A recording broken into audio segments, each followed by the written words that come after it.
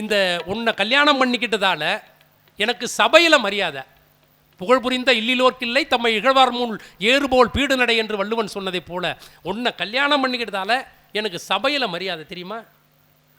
உன்னை கரம் பிடித்தேன் வாழ்க்கை ஒளிமயமானதடி, பொன்னை மணந்ததனால் சபையில் புகழும் வளர்ந்ததடி, உன் கண்ணில் நீர் வழிந்தால் என் நெஞ்சில் உதிரம் கொட்டுதடி.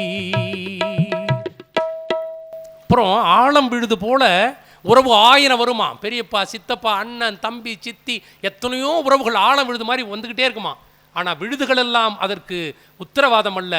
ஆணி வேராக மரத்தை தாங்கி நிற்பது தான், அந்த ஆணி வேறு தான் உத்தரவாதம். அப்படி எனக்கு எத்தனை சொந்தங்கள் வந்தாலும் ஆணி வேராக இருப்பவள் நீ என்பதால் நீ எனக்கு தெய்வம்னார் கண்ணதாசன் மனைவியை பார்த்து. என்ன வரிகள் தெரியுங்களா? கால சுமை தாங்கி போலே மார்பில் எனை தாங்கி வீழும் கண்ணீர் துடைப்பாய் அதில் என் விம்மல் தனியுமடி, ஆழம் விழுதுகள் போல் உறவு 1000 வந்தும் என்ன,